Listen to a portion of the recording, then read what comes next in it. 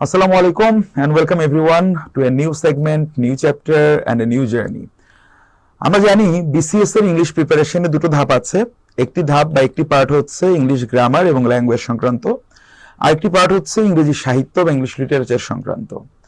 BCS preliminary পরীক্ষার মানবন্টন অনুযায়ী আমাদের গ্রামার বা ল্যাঙ্গুয়েজ পার্ট থেকে কোয়েশ্চেন হওয়ার কথা হচ্ছে 20 এবং লিটারেচার পার্টটি থেকে প্রশ্ন হওয়ার কথা 15 মার্কের।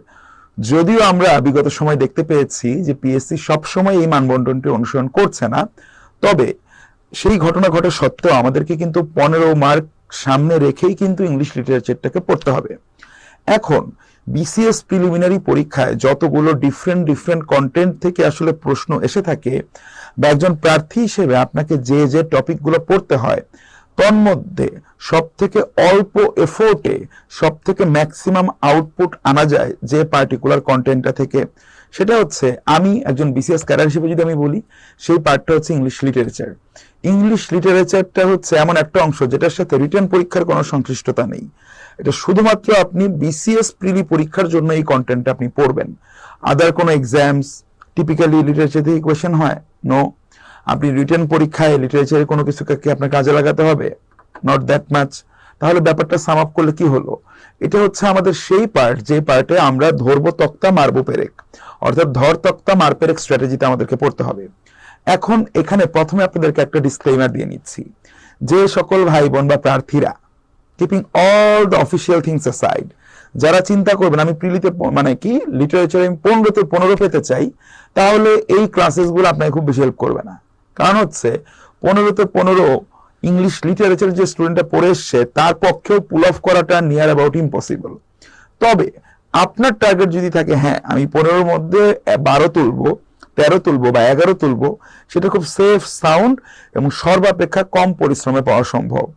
এমনকি আমি এতদূর পর্যন্ত বলে ফেলবো যে কোন একজন প্রার্থী যদি ডেডিকেটেড ভাবে 6 থেকে 7টা দিন লিটারেচার পার্টে একটু সময় দেয়, তাহলে তার পক্ষে 15-র মধ্যে 10 পাওয়া পসিবল, ভেরি পসিবল 9 থেকে 10 পাওয়া। কারণ আমরা যদি, যেহেতু এই পার্টটা শুধুমাত্র বিসিএস এর প্রিলিমিনারি কোয়েশ্চেনের জন্যই হচ্ছে অ্যালাইন্ড, সেই ধাপে আমাদের প্রথম কাজ হচ্ছে বিগত বছরের বিসিএস প্রিলি পরীক্ষাগুলোতে এই লিটারেচার থেকে কি কি কোয়েশ্চেনগুলো হয়েছে, কোন কোন বিষয় থেকে এই কোয়েশ্চেনগুলো হয়েছে, এই ট্রেন্ডটাকে প্রথমে বুঝতে পারা। এই ট্রেন্ডটা যে প্রার্থী বুঝে ফেলবে তার জন্য অ্যাকচুয়ালি আমি বলতে পারি half the job is already done. উনি বুঝে গিয়েছেন যে উনি কি জিনিস আসলে ওনাকে পড়তে হবে। জব প্রিপারেশনে যেমন আসলে কোনো শেষ নাই, তো ইংলিশ লিটারেচারে যদি আপনি পড়তে চান আমি সব পড়ে ফেলবো, এই সব পড়া আসলে কখনোই সম্ভব না। এই জন্য বিং এ স্মার্ট ক্যান্ডিডেট, প্রিলি মার্কসটার উপর ভিত্তি করে তার আপনি ক্যাডার হবেন না, আপনাকে প্রিলি পরীক্ষাটা কোয়ালিফাই করতে হবে। অন অ্যান অ্যাভারেজ 200 মার্কের প্রিলি পরীক্ষা কোয়ালিফাই করতে হলে আমরা যেটা মনে করি 120+ মার্কটা হচ্ছে একটা সেফ জোন, মোরলেস। তার মানে 60% মার্ক। 15 মার্কের লিটারেচারের মধ্যে আমরা যদি 60% হিসাব করি, সেই 60% কত আসবে? 15-এর 60% হচ্ছে কত? 9, তাই না? 15-এর 60% কত মার্কের মতো? 9 মার্কের মতো। তাহলে এখানে 9 পুল অফ করা মানে আপনি প্রিলিতে টেকার মতো প্রয়োজনীয় মার্কস আপনি পেয়ে যাচ্ছেন। তো এখানে যদি আপনি 10 বা 11 তুলতে পারেন, তার মানে আপনি অন্য একজন প্রতিযোগী থেকে একটু এগিয়ে গেলেন, বা ইংলিশ লিটারেচার পার্টের প্রিপারেশনটাকে আপনি আপনার স্ট্রেংথে পরিণত করে ফেলেছেন। ওকে, সো বিফোর উই স্টার্ট আমরা এখানে আগে বলে নিচ্ছি আগে একটু, যেখানে আমরা কি কি পড়তে যাচ্ছি। প্রথমত আমাদের যেটা পড়তে হয়, ইংরেজি সাহিত্যের যে যুগ বিভাগগুলো আছে। আপনারা বাংলা সাহিত্য পড়ছেন, বাংলা সাহিত্যেও দেখছেন যে যুগ বিভাগ আছে। বাংলা সাহিত্যের প্রাচীন যুগ, মধ্যযুগ, আধুনিক যুগ, হ্যাঁ, এই যে যেমন যুগ বিভাগগুলো আছে। ইংরেজি সাহিত্যের ক্ষেত্রেও ইংরেজি সাহিত্যের ইতিহাসকেও এরকম আমরা কয়েকটা যুগে ভাগ করি। ওকে, তো প্রথমত আমাদের যেটা জানতে হবে, ইংরেজি সাহিত্যের এই যুগ বিভাগগুলোর সময়কালটা কত। আমরা যেটাকে কথা আমরা যদি বলি ইংলিশ লিটারেচারের আমাদের ওল্ড পিরিয়ডটা বা একদম আদিম যুগটা কত সাল থেকে কত সাল অবধি ব্যাপ্তি ছিল তার, ইংরেজি সাহিত্যের মধ্যযুগের ব্যাপ্তিটা কত সাল থেকে কত সাল অবধি ছিল, এভাবে প্রত্যেকটা যুগের ভিতরে কিছু যেটাকে আমরা বলি সাব ডিভিশনও করা আছে। সেই সাব ডিভিশনগুলো সম্পর্কে নাম এবং সেই সময়কালটা আমাদের জানতে হবে, কারণ এখান থেকে রেগুলার বেসিসে কোয়েশ্চেন আসে। এরপর যদি আমরা বলি প্রত্যেকটা যুগে বা প্রত্যেকটা যেটা বললাম সাব ডিভিশন, প্রত্যেকটা যুগের ভিতরে যে উপভাগগুলো আছে, ওই নির্দিষ্ট সময়ের মধ্যে কোন কোন বিখ্যাত সাহিত্যিক তখন সাহিত্য রচনা করেছেন, এটা থেকে আমাদের কোয়েশ্চেন হয়। যেমন আমরা জানি ইংরেজি সাহিত্যের একটা পিরিয়ড আছে, একটা সময় আছে, একটা উপবিভাগ আছে, সেটা কি, সেটা হচ্ছে আমাদের লেটস সে এলিজাবেথান পিরিয়ড। তো আমাদের বিভিন্ন সময় প্রশ্ন আসে, নিচের কোন সাহিত্যিক একজন এলিজাবেথান পিরিয়ডের সাহিত্যিক? তার মানে কি, প্রত্যেকটা যুগ বিভাগ যেমন আমরা জানছি, প্রত্যেকটা যুগ বিভাগের যে মুখ্য যারা সাহিত্যিক তাদের নাম আমাদের জানতে হবে। ওকে, গোয়িং ফরওয়ার্ড আমরা যেটা দেখব, সাহিত্যিকদের অরিজিন সবাই কিন্তু ব্রিটিশ না, এদের মধ্যে অনেকে ছিলেন আইরিশ, অনেকে ছিলেন আমেরিকান, যারা ইংরেজিতে সাহিত্য রচনা করেছেন। তো তাদের অরিজিন নিয়ে কোয়েশ্চেন হয় যে নিচের কোন সাহিত্যিক একজন ব্রিটিশ সাহিত্যিক, একজন ব্রিটিশ পয়েট, এগুলো নিয়ে প্রশ্ন হয়। তো আমাদের এই ব্যাপারগুলো জানতে হবে। অধিকাংশ যেহেতু ব্রিটিশ, তাহলে আমরা বেশি নজর দিব কোন দিকে? ব্রিটিশ বলতে ইংল্যান্ডের, আমরা নজর দিব কারা আইরিশ বা কারা লেটস সে ইউএসএ বা আমেরিকান। এই নামগুলো জানলে বাকি নামগুলো তো অটোমেটিক আমরা বুঝতে পারছি সে কোন দেশি। এছাড়া রাশিয়ান বা ফ্রেঞ্চ দু একজনের নাম দেখা যাবে, আমরা হয়তো শিখবো। এটা গেল একটা জিনিস। আফটার দ্যাট, যে সাহিত্যিকেরা খুব বিখ্যাত, নাম করা, তাদের প্রত্যেকটা সাহিত্যকর্মই কিন্তু বিখ্যাত না। যদিও একজন এক্সেপশন আছেন, তিনি কে? তিনি হচ্ছেন মিস্টার উইলিয়াম শেক্সপিয়ার। তো সবাই তো উইলিয়াম শেক্সপিয়ার না, যে আমার তার প্রত্যেকটা সাহিত্যকর্মই একইভাবে টপ নচ, একইভাবে যুগান্তকারী, একইভাবে ইতিহাস সৃষ্টিকারী, একইভাবে ইংরেজি সাহিত্য পড়তে গেলে তার সম্পর্কে যেমন জানতেই হবে। প্রত্যেক সাহিত্যিক কিন্তু এতটা মেরিটোরিয়াস ছিলেন না, বা তারা এত সৌভাগ্যবান ছিলেন না, বা তারা এতটা মেধাবীও ছিলেন না যাদের প্রত্যেকটা সাহিত্যকর্মই সমানভাবে গুরুত্বপূর্ণ বা আলোচিত বা পরীক্ষার্থীদের জন্য গুরুত্বপূর্ণ, এমনটা কিন্তু হয় না। একজনই ব্যতিক্রম আছেন, সে কে? William Shakespeare. তাকে এই জন্য আমরা একদম বিস্তারিত পড়ি। বাট বাকি যে সাহিত্যিকগুলো আছে, আপনি যদি পড়তে চান, আপনি তো ভাই পিএইচডিও করতে পারেন।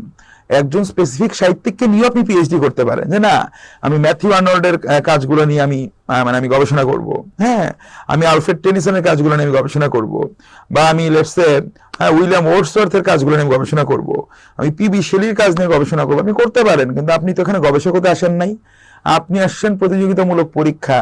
আরো স্পেসিফিক ভাবে বললে বিসিএস এর প্রিলিতে শুধু একটা পার্ট থেকে কোয়েশ্চেন হয়, এই পার্টে 10 বা 11 মার্ক তুলতে। সো এখানে আপনার এত পণ্ডিতির প্রয়োজন নাই, প্লেন এন্ড সিম্পল। যারা অনেক বেশি পণ্ডিত, এই কোর্স আপনার জন্য না। হ্যাঁ, বি অ্যাওয়্যার অ্যাবাউট দ্যাট। মানে আপনাকে যেটা করতে হবে, প্রিলি পাস করতে হবে। পণ্ডিত মানুষ জব পায় কম, এটা মনে রাখবেন। আপনাকে হইতে হবে কি ইফেক্টিভ, আপনার একজন মার্সেনারির মতো কাজ করতে হবে। এলাম, দেখলাম, মেরে চলে গেলাম, ব্যাপারটা হচ্ছে এরকম হবে। ভিনি ভিডি ভিসি, ঠিক আছে? সেটার জন্য সেই স্ট্র্যাটেজিতে আমরা এগোবো, অর্থাৎ অবাঞ্ছিত অপ্রয়োজনীয় তথ্য দিয়ে আমরা মাথাভারি করব না। এবং গ্রামাটিক্যাল পার্টে যেমন আমরা প্রিপারেশন নিয়েছি, প্রত্যেকটা গ্রামাটিক্যাল কন্টেন্ট ইন ডেপথ আমরা কথা বলেছি, এক্সিকিউশন দেখেছি। কেন এখানে আমরা এত বেশি সময় নিয়েছি? বিকজ আমাদের কিন্তু অবশ্যই অবশ্যই অবশ্যই ইংলিশ লেখার সক্ষমতা বাড়াতে হবে। আমি প্রত্যেকটা ক্লাসে একই কথা, on the top of my voice আমি এটা আপনাদের জানানোর চেষ্টা করেছি। Please don't see a particular grammar topic only for preliminary exam, because if you are a smart candidate, in that particular case you must know that a particular grammar content এটা কি করবে, এটা অবশ্যই আপনাকে গোয়িং ফরওয়ার্ড আপনার written skill develop করতে আপনাকে help করবে। কিন্তু এই পার্টটা কিন্তু একদমই আলাদা। সো আমরা তাহলে কি করব, আমাদের জার্নি আমরা শুরু করছি। আমরা এখানে 7টা থেকে 8টা লেকচার আমরা পড়বো। এই লেকচারগুলোতে আমরা কি করব, আমরা যে কাজটা করব, তাহলে আগে যুগ বিভাগটা মোটামুটি পুরোপুরি দেখব। প্রত্যেকটা যুগ বিভাগের উল্লেখযোগ্য সাহিত্যিকদের সংক্রান্ত নোট যেটা আমরা প্রোভাইড করেছি, it's more than enough for you. এই নোটগুলো থেকে তাদের বিখ্যাত সাহিত্যকর্মগুলো আমরা পড়বো।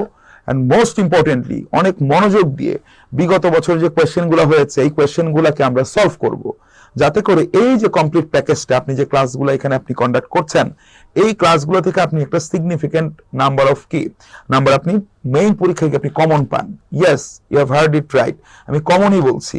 কারণ লিটারেচারে যে জিনিসটা আনকমন থাকে সেটা সবার জন্য আনকমন, যেটা কমন থাকে এটা সাধারণত গতানুগতিক বিষয় থেকে আসে। সো আগে আমরা ওই অ্যাটেম্পটা দিব। এরপর আপনি যদি নিজের প্রিপারেশনকে আরো এক্সেল করতে চান, ইটস আপ টু ইউ, আপনি পড়তে পারেন, আপনি সব সময় পড়তে পারেন। বাট আমাদের টার্গেট হচ্ছে লিটারেচারে 15-র মধ্যে 10 নিশ্চিত করা, বা 10টা আসলে 7 বা 8 নিশ্চিত করা। প্রশ্ন যদি গতানুগতিক ভাবে হয়, যেটা অধিকাংশ ক্ষেত্রে আমরা দেখি, তাহলে আমাদের এই স্ট্র্যাটেজিটাই মূলত আমাদেরকে হেল্প করবে টু এক্সেল, এবং লিটারেচার পার্টের মার্কটাকে প্রিলি টিকতে সহায়তা করানোর কাজে আমরা ব্যবহার করতে পারবো। Okay, so I hope and I'm quite sure, actually I'm not hoping, I'm sure, since you guys are smart, আপনারা অবশ্যই কিন্তু এটা বুঝতে পেরেছেন যে এখানে আমাদের অবজেক্টিভটা কি হবে, পারপাসটা আমাদের কি। ঠিক আছে, so without further ado, let's jump into the main topic and start solving the real questions and real problems. Okay, so see you in the next segment.